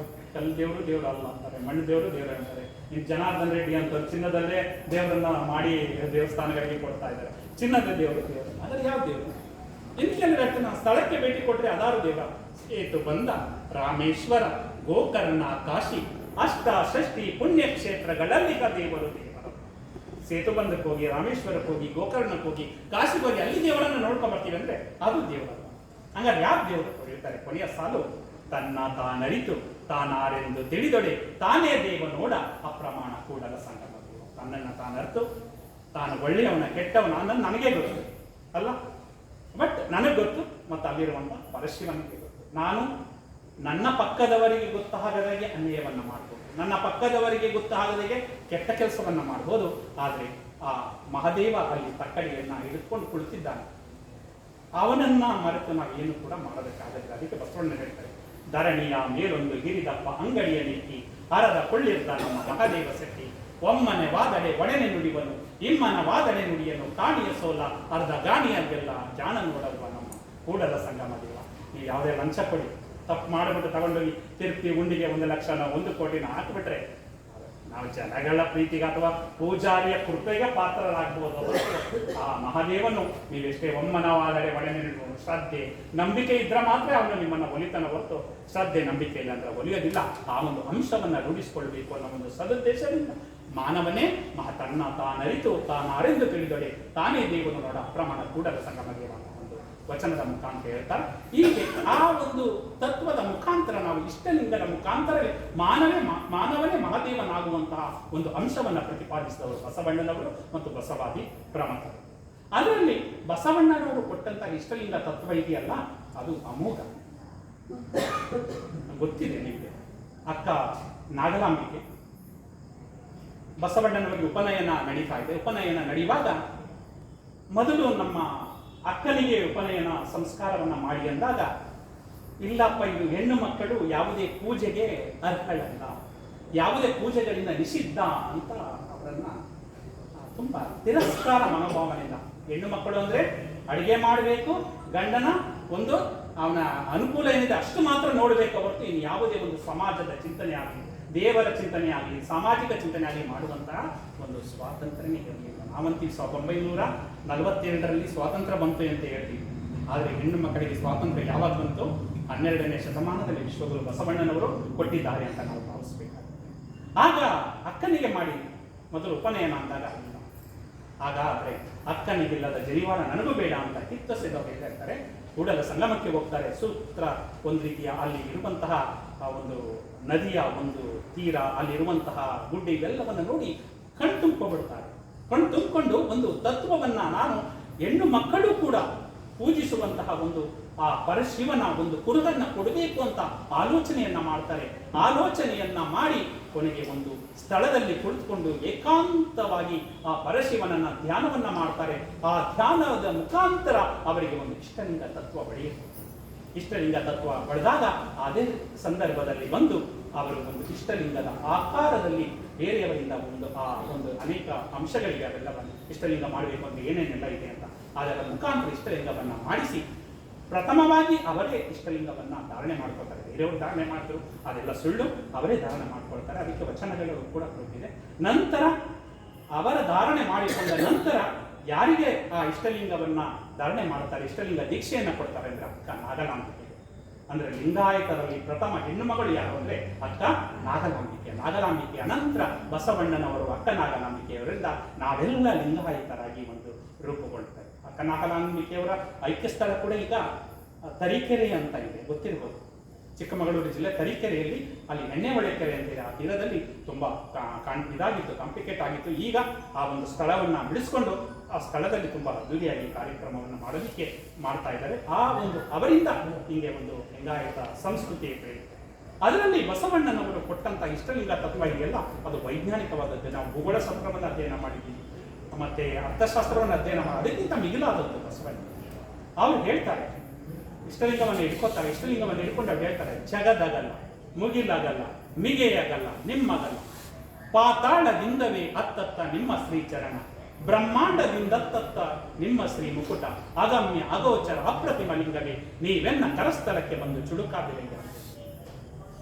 ಈ ಹೊರಗಡೆ ನಿಂತ್ಕೊಂಡು ಈ ಜಗತ್ತನ್ನು ನಾವು ವೀಕ್ಷಣೆ ಮಾಡಿದಾಗ ಜಗತ್ತು ಎಷ್ಟು ಅಗಲ ಇದೆ ಅಂದ್ರೆ ನಾವು ಅದನ್ನ ಊಹೆಯನ್ನು ಕೂಡ ಮಾಡೋದಕ್ಕೆ ಸಾಧ್ಯ ಇಲ್ಲ. ಜಗದಗಲ ಆ ಪರಶಿವನ್ನು ಕೂಡ, ಯಾಕಂದ್ರೆ ಈ ಒಂದು ಪ್ರಪಂಚವನ್ನು ಸೃಷ್ಟಿ ಮಾಡಿರೋನು ಆ ಪರಶಿವನೇ ಆಗಿರೋದ್ರಿಂದ ಆ ಪರಶಿವನನ್ನ ಕುರಿತು ಹೇಳ್ತಾ ಇದ್ದಾರೆ ಬಸವಣ್ಣವರು ಈ ಇಷ್ಟಲಿಂಗದ ಮುಖಾಂತರ. ಜಗದಗಲ ಅಂತ, ಮುಗಿಲಾಗಲ್ಲ, ಆಕಾಶವೂ ಕೂಡ ಏನಿದೆ ಆ ಮುಗಿಲಾಗಲ್ಲ ಅಂತ ಹೇಳ್ತಾರೆ. ಮಿಗಿಯಾಗಲ್ಲ, ನಿನ್ನನ್ನು ಅರ್ಥ ಮಾಡೋಕ್ಕಾಗಲ್ಲ ಹೇಳ್ಬಿಟ್ಟು ಕೊನೆಗೆ ಹೇಳ್ತಾರೆ, ನಾ ಭೂಗೋಳ ಶಾಸ್ತ್ರ ಓದಿದ್ರೆ ನಿಮ್ಗೆ ಅರ್ಥ ಆಗುತ್ತೆ. ಎಲ್ಲ ಏನ್ ಹೇಳ್ತಾರೆ, ಭೂಮಿಯನ್ನ ಚೆಂಡಿನ ಆಕಾರ ಇದೆ ಅಂತ, ಗೋಲಿಯ ಆಕಾರ ಇದೆ ಅಂತ, ಕಿತ್ತಳೆ ಹಣ್ಣಿನ ಆಕಾರ ಇದೆ ಅಂತ ಏನೇನು ಹೇಳ್ತಾರೆ. ಕೊನೆಗೆ ಭೂಗೋಳ ಶಾಸ್ತ್ರದಿಂದ ಒಂದು ಪದವನ್ನ ಬಳಸ್ತಾರೆ. ಭೂಮಿ ಯಾವುದೇ ಆಕಾರವನ್ನ ಹೊಂದಿಲ್ಲ, ಭೂಮಿ ತನ್ನದೇ ಆದ ಆಕಾರವನ್ನ ಹೊಂದಿರೋದ್ರಿಂದ ಅದನ್ನ ಭೂಮ್ಯಾಕಾರ, ಜಿಯಾಯ್ಡ್ ಅನ್ನೋ ಒಂದು ಪದವನ್ನ ಬಳಸ್ತಾರೆ. ಹಂಗೆ ಬಸವಣ್ಣನವರಿಗೆ ನಿಮ್ಮಗಲ ಅಂತ ಹೇಳ್ಬಿಡ್ತಾರೆ. ಜಗದಗಲ ಅಂತ ಹೇಳಿದ್ದೀನಿ, ಮುಗುಲಗಲ ಅಂತ ಹೇಳಿದ್ದೀನಿ, ಮಿಗೆಯಗಲ ಅಂತ ಹೇಳಿದ್ದೀನಿ, ಆದರೆ ನಿನ್ನನ್ನು ಅಳತೆ ಮಾಡೋಕ್ಕೆ ಸಾಧ್ಯವಿಲ್ಲ, ನಿನ್ನಗಲ ಅಂತ ಜಿಯಾಯ್ಡ್ ಅಂತ ಹೇಳ್ತಾರಲ್ಲ, ಹಂಗೆ ನಿನ್ನಗಲ ಅಂತ ಹೇಳ್ತಾರೆ. ಬ್ರಹ್ಮಾಂಡದಿಂದ ತತ್ತ ನಿಮ್ಮ ಶ್ರೀಮುಕುಟ, ಬ್ರಹ್ಮಾಂಡಕ್ಕೆ ನಿಮ್ಮ ಶಿರಾಗಿದೆ ಅಂತ ಹೇಳ್ತಾರೆ. ಎಂತಹ ಈ ಒಂದು ವಚನವನ್ನ ಹೇಳ್ತಾರೆ ಅಂದ್ರೆ ಆ ವಚನಕ್ಕೆ ಎನ್ನ ಕರಸ್ಥಳಕ್ಕೆ ಬಂದು ಚುಳುಕಾಗಿರೋದು ಅಂಥವ್ರು, ಜಗದಗಲ, ಮುಗಿಲಗಲ, ಮಿಗಿಯಗಲ ಆಗಿರುವಂಥವ್ರು, ಪಾತಾಳಕ್ಕೆ ಬೇರು ಬಿಟ್ಟಿರೋಂಥವ್ರು ನೀವು ಬಂದು ಎನ್ನ ಕರಸ್ಥಳಕ್ಕೆ ಬಂದು ಚಿಕ್ಕವರಾಗಬೇಕು ಅಂತ ಹೇಳ್ತಾರೆ. ಈ ಇಷ್ಟಲಿಂಗವನ್ನ ಹಿಡ್ಕೊಂಡ ಮೇಲೆ ನಾವು ಹಸ್ತರೇಖೆ ಅವಶ್ಯಕತೆ ಇದೆ. ಪ್ರತಿದಿನ ಮಂಗಳವಾರ ಕೆಟ್ಟ ಕೆಲಸ, ಒಳ್ಳೆ ಕೆಲಸ, ಒಳ್ಳೆಯ ವಾರ, ಕೆಟ್ಟ ವಾರ ಅದೆಲ್ಲ ಬೇಕಾಗಿಲ್ಲ. ಮಂಗಳವಾರನೂ ಒಳ್ಳೆ ಕೆಲಸವನ್ನ ಮಾಡಬಹುದು, ಬುಧವಾರನೂ ಒಳ್ಳೆ ಕೆಲಸ ಮಾಡಬಹುದು, ಶನಿವಾರನೂ ಒಳ್ಳೆ ಕೆಲಸ ಮಾಡಬಹುದು. ಏನು ನಮ್ಮ ಮನಸ್ಸು ಚೆನ್ನಾಗಿದೆ. ಹಸ್ತರೇಖೆಯನ್ನು ನಂಬುವ ಅವಶ್ಯಕತೆ ಇಲ್ಲ. ಅದಕ್ಕೆ ಹೇಳ್ತಾರೆ, ಅಂದು ಇಂದು ಮತ್ತೊಂದೇನ ಬೇಡ, ದಿನವಿಂದೇ ಶಿವಶರಣೆಂಬವಂಗೆ ದಿನವಿಂದೇ, ಅರಶರಣೆಂಬವಂಗೆ ದಿನವಿಂದೇ, ಕೂಡಲ ಸಂಗನ ಶರಣ ಮಾಡದೆ ನೆನವಂಗೆ ಅಂತ. ದಿನವಿಂದೇ, ಈಗ ಒಳ್ಳೆಯ ದಿನ ಅನ್ನೋದು ನೀನು ಯಾವಾಗ ಶಿವನನ್ನ ಸ್ಮರಿಸ್ತೀಯೋ ಅದೇ ಒಳ್ಳೆಯ ದಿನ ಆಗುತ್ತೆ. ಶಿವನ ಯಾವಾಗ ನೆನೀತೀಯೋ ಅದೇ ಒಳ್ಳೆಯ ದಿನ ಆಗುತ್ತೆ. ಎನಗೆ ನಿಮ್ಮ ನೆನಹಾದಾಗ ಉದಯ, ಎನಗೆ ನಿಮ್ಮ ಮರಹಾದಾಗ ಅಸ್ತಮಾನ, ಎನಗೆ ನಿಮ್ಮ ನೆನಹವೇ ಜೀವನ, ಎನಗೆ ನಿಮ್ಮ ನೆನಹವೇ ಪ್ರಾಣ ಕಾಣ ತಂದೆ ಸ್ವಾಮಿ, ಎನ್ನ ಹೃದಯದಲ್ಲಿ ನಿಮ್ಮ ಚರಣ ಗುಂಡಿಗೆ ನೊತ್ತಯ್ಯ, ವದನದಲ್ಲಿ ಷಡಕ್ಷರಿಯ ಬಗೆಯ ಕೂಡಲ ಸಂಗಮ. ನಿಮ್ಮನ್ನು ಯಾವಾಗ ನೆನಿತೀನಿ ಅದೇ ಉದಯ, ಅದೇ ಒಂದು ಒಳ್ಳೆಯ ವಾರ ಅನ್ನೋ ಒಂದು ಅಂಶವನ್ನ ಬಸವಣ್ಣವರು ಹೇಳ್ತಾರೆ. ಆ ಒಂದು ಅಂಶವನ್ನು ಇಟ್ಕೊಂಡು ನಾವು ಈ ಹಸ್ತರೇಖೆಯನ್ನ ನಾವು ನಂಬುವ ಅವಶ್ಯಕತೆ ಇಲ್ಲ ಅನ್ನೋದು ಬಸವಣ್ಣನವರ ಒಂದು ಜೀವನವೇ ನಮಗೆ ಸಾಕ್ಷ್ಯ. ಅದಕ್ಕೆ ನಮ್ಮ ಷಣ್ಮುಖ ಸ್ವಾಮಿಗಳು ಬರ್ತಾರೆ. ಅವರು ಆ ಇಷ್ಟಲಿಂಗವನ್ನು ಇಟ್ಕೊಂಡು ತದೇಕ ಚಿತ್ತಿನಿಂದ ನೋಡ್ತಾ ಇದ್ದಾರೆ. ಇಷ್ಟಲಿಂಗ ಅಂದ್ರೆ ನಾವು ಸಾಮಾನ್ಯವಾಗಿ ಇಷ್ಟಲಿಂಗವನ್ನು ಇಟ್ಬಿಟ್ಟು ಮೇಲೆಲ್ಲ ಹೂವು ಹಾಕ್ಬಿಡ್ತೀವಿ, ಇಷ್ಟಲಿಂಗವೇ ಕಾಣ್ದಂಗೆ ಮಾಡ್ಬಿಡ್ತೀವಿ, ಅದೆಲ್ಲ ಪೂಜೆ. ನಮ್ಗೆ ಇಷ್ಟಲಿಂಗ ಅಂದ್ರೆ ಕೇವಲ ಬೇಕು ಅಂದ್ರೆ ಒಂದು ಪತ್ರವನ್ನು ಒಂದು ಹೂವನ್ನು ಇಟ್ಕೊಳ್ಬಹುದು, ಆದ್ರೆ ಇಡೀ ಇಷ್ಟಲಿಂಗ ನಮ್ಮ ನಯನಕ್ಕೆ ಏನಾಗಬೇಕು, ಕಾಣ್ತಾ ಇರಬೇಕು, ಪೂರ್ಣ ಕಾಣ್ತಾ ಇರಬೇಕು. ಕೆಲವರು ಇಷ್ಟಲಿಂಗ ಇಟ್ಕೊಂಡು ಕಣ್ಣು ಮುಚ್ಚಿಬಿಟ್ಟು ನಮಃ ಶಿವಾಯ ಅಂತಾರೆ. ನಮ್ಮದು ಕಣ್ಣು ಮುಚ್ಚಿ ಧ್ಯಾನ ಮಾಡುವುದಲ್ಲ, ಕಣ್ಣು ತೆರೆದು ಮಾಡುವಂತಹ ಧ್ಯಾನ ಶಿವಯೋಗ. ಆ ಇಷ್ಟಲಿಂಗವನ್ನು ಇಟ್ಕೊಂಡು ಅನಿಮಿಷ ದೃಷ್ಟಿ ಅಂತಾರೆ. ಅಂದ್ರೆ ಕಣ್ಣು ಪೂರ್ತಿ ತೆರೆದಿರಲಬಾರದು, ಪೂರ್ತಿ ಮುಚ್ಚಿರಲಬಾರದು, ಅರೆಗಣ್ಣಿನಿಂದ ನಾವು ಆ ಇಷ್ಟಲಿಂಗವನ್ನು ನೋಡಬೇಕು. ಅದನ್ನು ಅನಿಮಿಷ ದೃಷ್ಟಿ ಅಂತ ಕೇಳ್ತಾರೆ. ಆ ಅನಿಮಿಷ ದೃಷ್ಟಿಯಿಂದ ಇಟ್ಕೊಂಡು ಅವ್ರು ಹೇಳ್ತಾರೆ, ಯಾರು ನಮ್ಮ ಷಣ್ಮುಖ ಸ್ವಾಮಿಗಳು, ಜಗವನ್ನೊಳಕೊಂಡ ಲಿಂಗವು ಸೊಗಸಿಂದೆನ್ನ ಕರಸ್ಥಲಕ್ಕೆ ಬಂದಿರಲು ಕಂಡು ಹಗರಣವಾಯಿತೆನಗೆ. ಆಹಾ ಎನ್ನ ಪುಣ್ಯವೇ, ಆಹಾ ಎನ್ನ ಭಾಗ್ಯವೇ, ಆಹಾ ಅಖಂಡೇಶ್ವರ ನಿಮ್ಮ ಮಹಾಗಣವ ಕಂಡು ಎನ್ನ ಮನಕ್ಕೆ ಮಂಗಳವಾಯಿತು. ಎಂತ ನನ್ನ ಪುಣ್ಯ, ನನ್ನ ಭಾಗ್ಯ, ಇದು ನನಗೆ ಬಂದಿರುವಂಥದ್ದು, ಇದನ್ನು ನೋಡಿ ನನ್ನ ಮನಕ್ಕೆ ಮಂಗಳವಾಗಿದೆ ಅಂತ ಹೇಳ್ತಾರೆ. ಆ ಇಷ್ಟಲಿಂಗವನ್ನು ಇಟ್ಕೊಂಡ ಮೇಲೆ ನಮಗೆ ಜ್ಯೋತಿಷ್ಯ ಅವಶ್ಯಕತೆ. ನಾವೆಲ್ಲ ಮದುವೆಗಳು, ನಾನು ಸುಮಾರಾಗಿ 100ಕ್ಕೂ ಹೆಚ್ಚು ವಚನ ಮಾಂಗಲ್ಯಗಳನ್ನು ಮಾಡಿಸ್ತೇವೆ. ನಾನು ಮನೆಯವರು ವಚನವನ್ನ ಹೇಳಿ ಅರಿತು ಮಾಡುವಂಥದ್ದು. ಸಂಸ್ಕೃತದಲ್ಲೂ ಕೂಡ ಮದುವೆಗಳು ಮಾಡ್ತಾರೆ, ಆದರೆ ಏನು ಶ್ಲೋಕ ಹೇಳ್ತಾರೆ ಅನ್ನೋದು ನಮಗೂ ಕೂಡ ಅರ್ಥ ಆಗಿಲ್ಲ, ಅರ್ಥನೂ ಕೂಡ ಆಗೋದಿಲ್ಲ. ಅಂತಹ ಸಂದರ್ಭದಲ್ಲಿ ಸುಮಾರು ಇಂಥ ಟೈಮಲ್ಲೇ ಇರಬೇಕು, ಬ್ರಾಹ್ಮಿ ಮುಹೂರ್ತದಲ್ಲೇ ಇರಬೇಕು ಅಂದ್ಬಿಟ್ಟು 6 ಗಂಟೆ ಒಳಗಡೆ ತಾಳಿ ಕಟ್ಸಿರೋದನ್ನು ನೋಡಿದ್ದೀವಿ. ಅಂತಹ ಎಷ್ಟೋ ಫ್ಯಾಮಿಲಿಗಳು ಡಿವೋರ್ಸ್ ಆಗಿರುವಂಥದ್ದನ್ನು ನಾವು ಕಂಡಿದ್ದೀವಿ. ಅದಕ್ಕೆ ಬಸವಣ್ಣವರು ಹೇಳ್ತಾರೆ, ಇಷ್ಟಲಿಂಗದ ಪೂಜೆಯ ಮೇಲೆ, ಇಷ್ಟಲಿಂಗವು ಆತ್ಮವಿಶ್ವಾಸವನ್ನು ವೃದ್ಧಿಸುವಂಥದ್ದು ಇರಬೇಕಾದ್ರೆ ನೀನೇಕೆ ಜ್ಯೋತಿಷ್ಯ ಹೋಗ್ತೀಯ? ಅದಕ್ಕೆ ಅವ್ರು ಹೇಳ್ತಾರೆ, ಎಮ್ಮವರು ಬೆಸಗೊಂಡಡೆ ಶುಭಲಗ್ನವೆಂದಿರಯ್ಯ, ರಾಶಿ ಕೂಟ ಋಣ ಸಂಬಂಧವುಂಟೆಂದು ಹೇಳಿರಯ್ಯ, ಚಂದ್ರಬಲ ತಾರಾಬಲ ಉಂಟೆಂದು ಹೇಳಿರಯ್ಯ, ನಾಡಿನ ದಿನಕ್ಕಿಂದಿನ ದಿನ ದೇಸಂದು ಹೇಳಿರಯ್ಯ, ಕೂಡಲ ಸಂಗಮ ದೇವನ ಪೂಜಿಸಿದ ಫಲ ನಿಮ್ಮ. ಎಂತಹ ಅದ್ಭುತವಾದಂದ್ರೆ ಅಲ್ಲಿ ಮನಗಳ ಬೆಸುಗೆ ಆಗ್ಬೇಕು ಹೊರತು ಇಲ್ಲಿ ನಕ್ಷತ್ರ ಬೆಸುಗೆ ಆಗ್ಬೇಕು, ಮತ್ತೆ ಇನ್ನೇನು ಜಾತಕ ಬೆಸುಗೆ ಆಗ್ಬೇಕು ಅನ್ನೋದಲ್ಲ. ಇಲಿ ಹಾವು ಅಂತನೋ ಅಥವಾ ಇನ್ನೇನೋ ಮಾಡಿಬಿಟ್ಟು ನಂತರ ಚಂದ್ರ ಇದ್ರೆ ಪುಟ್ಟ ಚಂದ್ರ ಅಂತನೋ, ಸೌಮ್ಯ ಅಂತ ಇದ್ರೆ ಪುಟ್ಟ ಸೌಮ್ಯ ಅಂತನೋ ಚೇಂಜ್ ಮಾಡಿಬಿಟ್ರೆ ನಮ್ಮ ಮನಸ್ಥಿತಿಗಳು ಬದಲಾಗ್ಬಿಡುತ್ತಾ? ಖಂಡಿತ ಆಗೋದಿಲ್ಲ. ಅಲ್ಲಿ ಬೆಸುಗೆಗಳಾಗಬೇಕಾಗಿರೋದು ಮನಗಳ ಬೆಸುಗೆ ಆಗಬೇಕು. ಅದಕ್ಕೆ ಅಲ್ಲಮ ಪ್ರಭುಗಳು ಹೇಳ್ತಾರೆ, ಉಭಯ ದೃಷ್ಟಿ ಏಕದೃಷ್ಟಿಯಲ್ಲಿ ಕಾಬಂತೆ ದಂಪತಿ ಏಕಭಾವವಾಗಿ ನಿಂದಲ್ಲಿ ಉಗೇಶ್ವರ ಲಿಂಗಕ್ಕೆ ಅರ್ಪಿತವಾಯಿತು ಸಂಗನ ಬಸವಣ್ಣ ಅಂತ ಹೇಳ್ತಾರೆ. 2 ಕಣ್ಣುಗಳಿದೆ ನಮಗೆ. 2 ಕಣ್ಣುಗಳಲ್ಲಿ ಒಂದು ವಸ್ತುವನ್ನು ನೋಡಬೇಕಾದ್ರೆ 2 ಕಣ್ಣಿಂದ ಒಂದು ವಸ್ತುವನ್ನು ನೋಡಿದಾಗ ಮಾತ್ರ ನಾವು ಅದನ್ನು ಪತ್ತೆ ಮಾಡೋಕ್ಕೆ ಸಾಧ್ಯ. ಒಂದು ಕಣ್ಣು ಒಂದನ್ನ, ಇನ್ನೊಂದು ಕಣ್ಣು ಇನ್ನೊಂದನ್ನು ನೋಡಿದಾಗ ಯಾವುದೇ ವಸ್ತುವನ್ನು ನೋಡಲಿಕ್ಕೆ ಸಾಧ್ಯ ಇಲ್ಲ. ಉಭಯ ದೃಷ್ಟಿ ಏಕದೃಷ್ಟಿಯಲ್ಲಿ ಕಾಬಂತೆ ದಂಪತಿ ಏಕಭಾವವಾಗಿ ನಿಂತಲ್ಲಿ, ದಂಪತಿಗಳು ಇಬ್ಬರಾದ್ರೂ ಕೂಡ ಅವರ ಭಾವ ಏನಾಗಿರಬೇಕು, ಒಂದೇ ಆಗಿರಬೇಕು. ಅದು ಉಗೇಶ್ವರ ಲಿಂಗಕ್ಕೆ ಅರ್ಪಿತವಾಯಿತು ಸಂಗನ ಬಸವಣ್ಣ ಅಂತ ಹೇಳ್ತಾರೆ. ಇಂತಹ ಅಂಶಗಳ ಮುಖಾಂತರ ನಾವು ಹಸ್ತರೇಖೆಯ ಮೇಲೆ ನಂಬಿಕೆ ಇರೋ ಅವಶ್ಯಕತೆ ಇಲ್ಲ. ನಾವು ಇಡಬೇಕಾಗಿರೋದು ಇಷ್ಟಲಿಂಗವನ್ನು ನಾವು ಪೂಜೆ ಮಾಡಿ ಅಲ್ವಾ? ಈಡು ಕುಲದ ಕಷ್ಟ ಕಳೆಯಲು ಇಷ್ಟಲಿಂಗವನ್ನು ಪೂಜಿಸಿ ಅಂತಾರೆ ಬಸವಣ್ಣರು ಹೇಳ್ತಾರೆ. ಇಷ್ಟಲಿಂಗವಿದೆ, ಆ ಇಷ್ಟಲಿಂಗವನ್ನು ಇಟ್ಕೊಂಡು ಶಿವಯೋಗ ಎಷ್ಟು ಸಮಯ ಬೇಕಾದರೂ ಮಾಡಬಹುದು. ಅದನ್ನ ಮಾಡಿದಾಗ ಅದು ಹೇಳ್ತಾರೆ, ಪಾದೋದಕ ಅಂತ ಹೇಳ್ತಾರೆ, ಇಲ್ಲಿ ಒಂದು ರೀತಿ ಅಮೃತ ಒಸರುತ್ತೆ ಅಂತ. ಈ ಗಂಟಲಿನಲ್ಲಿ ಅಮೃತ ಒಸರುತ್ತೆ ಅಂದ್ರೆ ಆ ರೀತಿ ನಾವು ಸಾಧನೆಯನ್ನ ಮಾಡಬೇಕಾಗುತ್ತೆ. ಇಷ್ಟಲಿಂಗವನ್ನ ನೋಡ್ತಾ ನೋಡ್ತಾ ಶಿವನೇ ತಾನೇ ಶಿವನು, ಆ ಆಡುವಂತಹ ಉಸಿರು ಕೂಡ ಶಿವಮಯವಾಗಿ ರೂಪುಗೊಳ್ಳುತ್ತೆ. ಆ ರೂಪುಗೊಳ್ಳಬೇಕಾದ್ರೆ ಅದಕ್ಕೆ ಸಾಧನೆಯನ್ನ ಮಾಡಬೇಕು. ಆ ಸಾಧನೆ ಮಾಡಬೇಕು ಅಂದ್ರೆ ಇಷ್ಟಲಿಂಗವನ್ನ ಇಟ್ಕೊಳ್ಳೋಣ. ನಿಮ್ಗೆ ಆ ದೋಷ ಇದೆ, ಈ ದೋಷ ಇದೆ, ಅದನ್ನು ಕಲಿತೀನಿ, ಇದನ್ನು ಕಲಿತೀನಿ ಅಂತಾರೆ. ಆದ್ರೆ ಅವ್ರ ದೋಷನೇ ಅವ್ರಿಗೆ ಗೊತ್ತಾಗೋದಿಲ್ಲ. ಗೊತ್ತಿರ್ಬೋದು, ವಾಸ್ತು ಪುರುಷರು, ವಾಸ್ತು ಜ್ಯೋತಿಷಿಗಳು ಅಂದವರೇ ಒಂದೊಂದು ಮನೆಯ ವಾಸ್ತು ಮಾಡೋದಕ್ಕೆ 1.5 ಲಕ್ಷ 2 ಲಕ್ಷ ತಗೊಂಡು ಕೊನೆಗೆ ಹುಬ್ಬಳ್ಳಿಯಲ್ಲಿ ಅವರಿಗೆ ಚುಚ್ಚಿದಂತಹ ಚೂರಿಯ ಒಡೆತಗಳು ಎಷ್ಟಿತ್ತು ಅಂದ್ರೆ 60ರಿಂದ 65 ಸಾವಿರ ಅವರಿಗೆ ಚುಚ್ಚಿ ಕೊಂದರು ಅಲ್ಲ. ಅವ್ರಿಗೆ ವಾಸ್ತು ಗೊತ್ತಿರ್ಲಿಲ್ವಾ? ನನಗೆ ಬಂದು ಹಿಂಗೆ ಚುಚ್ತಾರೆ, ಈ ಮನೆಯಲ್ಲಿ ಕೊಲೆ ಆಗುತ್ತೆ, ಇದು ವಾಸ್ತು ಸರಿ ಇಲ್ಲ ಅಂತ ಅವ್ರಿಗೆ ಗೊತ್ತಿರ್ಲಿಲ್ವಾ? ಅಂದ್ರೆ ಅದಕ್ಕೇನಾಗಬೇಕು ಅಂದ್ರೆ ನಾವು ಸ್ಟ್ರಾಂಗ್ ಆಗಬೇಕು. ಅದಕ್ಕೆ ಹೇಳ್ತಾರೆ ಲತೆ ಸೋಮಯ್ಯ ಅಂತ, ನಮ್ಗೆ ಯಾವುದೇ ದೇವ್ರ ಹಂಗೆ ಆವ ಕಾಯಕವಾದ ಸ್ವಕಾಯಕವ ಮಾಡಿ, ಅಂದ್ರೆ ಯಾವ ಕೆಲಸ ಆಗಲಿ ಪ್ರಾಮಾಣಿಕತೆಯಿಂದ ಮಾಡಿ, ಒಕ್ಕುದ ಆರೈಸಿ ಮಿಕ್ಕುದ ಕೈಕೊಂಡು, ವ್ಯಾಧಿ ಬಂದಡೆ ನರಳು, ಬೇನೆ ಬಂದಡೆ ಒರಳು, ಜೀವ ಹೋದಡೆ ಸಾಯಿ, ಇದಕ್ಕ ದೇವರ ಅಂಗೇಕೆ ಅಂತ ಎಷ್ಟು ಹೇಳ್ತಾರೆ ಅಂದ್ರೆ, ಆ ದೇವರ ಅಂಗೆ ಬೇಕಾಗಿಲ್ಲ ನನಗೆ. ಆವಕಾಯಕ, ಯಾವ ಕಾಯಕ ಆಗಲಿ ಸ್ವಕಾಯಕ ಮಾಡು, ಪ್ರಾಮಾಣಿಕತೆಯಿಂದ ಮಾಡು. ವ್ಯಾಧಿ ಬಂದರೆ, ಏನಾದ್ರೂ ನಿನಗೆ ರೋಗ ಬಂತ, ಆ ರೋಗ ಬಂತು ಅಂತ ನೀವು ಅವನ್ನ ಶಪಿಸ್ಬೇಡ, ಯಾರ ದೇವರನ್ನ ಶಪಿಸ್ಬೇಡ, ನೀನು ಅದನ್ನು ತಂದುಕೊಡಿ. ಬೇರೆ ಬಂದರೆ, ಕಷ್ಟ ಬಂದ್ರೆ ಅದರಿಂದ ನೀನು ಏನು ಮಾಡಬೇಡ, ವಿಲವಿಲ ಅಂತ ಒದ್ದಾಡಬೇಡ. ಜೀವ ಹೋಗ್ತಾ ಇದೆ ಅಂದ್ಬಿಟ್ಟು ಆ ದೇವರು ಮಾಡ್ತಾ ಇದ್ದಾನೆ ಅಂತ ಹೇಳ್ಬೇಡ. ಜೀವ ಹೋದ್ರೂ ಕೂಡ ಶರಣರು ಮರಣವೇ ಮಹಾನವಮಿ ಅಂತ ಸ್ವೀಕರಿಸುವಂತಹ ಮನೋಭಾವದಲ್ಲಿ ಇದ್ದರು. ಆ ಒಂದು ವ್ಯಾಧಿ ಬಂದಡೆ ನರಳು, ಬೇನೆ ಬಂದಡೆ ಹೊರಡು, ಜೀವ ಹೋದರ ಸಾಹಿತ್ಯಕ್ಕೆ ದೇವರ ಅಂಗೈಕೆ ಅಂತ ಹೇಳುವಂತಹ ಈ ಒಂದು ತಂದೆ ಸೋಮಯ್ಯನವರ ವಚನವನ್ನು ನಾವು ಜೀವನದಲ್ಲಿ ಅಳವಡಿಸಿಕೊಂಡು ಅದೇ ರೀತಿ ನಡೆದಾಗ ನಾವು ಯಾವುದೇ ನಕ್ಷತ್ರವನ್ನ ನಂಬಬೇಕಾಗಿಲ್ಲ, ಯಾವುದೇ ಜ್ಯೋತಿಷ್ಯವನ್ನ ನಂಬಬೇಕಾಗಿಲ್ಲ. ಆ ಒಂದು ಜ್ಯೋತಿಷ್ಯದ ಮುಖಾಂತರ ಅನೇಕ ಮನೆಗಳು ಹಾಳಾಗಿದೆಯೇ ಹೊರತು ಅದರಿಂದ ಉದ್ಧಾರ ಆಗುತ್ತೆ. ಏನು ಅಂದ್ರೆ ನೀವು ಮಾಡುವಂತಹ ಒಳ್ಳೆಯ ಮನಸ್ಸು, ಒಳ್ಳೆಯ ಕಾಯಕದಿಂದ ನಿಮ್ಮ ಮನೆಗಳು ಶಾಂತಿಯಿಂದ ಸಮೃದ್ಧಿಯಿಂದ ಇದೆಯೇ ಹೊರತು ನಾವು ಜ್ಯೋತಿಷ್ಯವನ್ನು ನಂಬಿ ಶಾಸ್ತ್ರವನ್ನ ನಂಬಿ ನಾವು ಒಂದು ಒಳ್ಳೆಯ ಹಂತಕ್ಕೆ ತಲುಪಿದ್ದೀವಿ ಅಂತ ಹೇಳೋದಕ್ಕೆ ಇಷ್ಟಪಡೋದಿಲ್ಲ. ಯಾಕಂದ್ರೆ ಶರಣರು 12ನೇ ಶತಮಾನದಲ್ಲಿ ಹೇಳಿಕೊಟ್ಟಂತಹ ಆ ವಚನ ಇಂದಿಗೂ ಕೂಡ ನಮಗೆ ಮನೆ ಮಾತಾಗಿದೆ, ಇಂದಿಗೂ ಕೂಡ ವೇದವಾಕ್ಯವಾಗಿದೆ. ಯಾಕಂದ್ರೆ ಅವರು ಹೇಳ್ತಾರೆ, ಹಾಲ ತೊರೆಗೆ ಬೆಲ್ಲದ ಕೆಸರು, ಸಕ್ಕರೆಯ ಮರಳು ತವರಾಜದ ನೊರೆತೆರೆಯಂತೆ ಆದ್ಯರ ವಚನವಿರಲು, ಬೇರೆ ಬಾವಿಯ ತೋಡಿ ಉಪ್ಪು ನೀರುಂಬುವನ ವಿಧಿಯಂತೆ ಆಯುಧ್ಯ ನಮಗೆ ಕೂಡಲ ಸಂಗಮ ದೇವ ಅಂತ ಹೇಳ್ತಾರೆ. ಆದ್ಯರ ವಚನಗಳು ಆ ಒಂದು ಸಿಹಿಯ ನೀರಿತಿ ಇರಬೇಕಾದ್ರೆ ನಾವು ಬೇರೆ ಬಾವಿ ತೋಡ್ಬಿಟ್ಟು ಅಲ್ಲಿ ಉಪ್ಪು ನೀರನ್ನು ಕುಡಿತಾ ಇದೀವಲ್ಲ ಅಂತ ಹೇಳ್ತಾರೆ. ಶರಣರ ವಚನಗಳು ನಮ್ಮ ಮನದ ಮಲಿನವನ್ನ, ಅದಕ್ಕೆ ಯಾಕಂದ್ರೆ ಈ ವಚನಗಳಿಗೆ ಅದಕ್ಕೆ ಚನ್ವಸ್ತ್ರ ಹೇಳುತ್ತೆ. ಮಂಡೆ ಮಾಸಿದರೆ ಮಹಾಮಜ್ಜನವ ಮಾಡಿದೆ, ವಸ್ತ್ರ ಮಾಸಿದರೆ ಮಡಿವಾಡಲಿಕ್ಕೋದು, ಮನದ ಮೈಲಿಗೆಯ ತೊಳೆಯಬೇಕಾದರೆ ಕೂಡಲ ಚೆನ್ನ ಸಂಗನ ಶರಣರ ಅನುಭವ ಮಾಡುವುದು ಅಂತ ಹೇಳ್ತಾರೆ. ಮನಸ್ಸಲ್ಲಿ ಮೈಲಿಗೆ ಆಗುತ್ತೆ.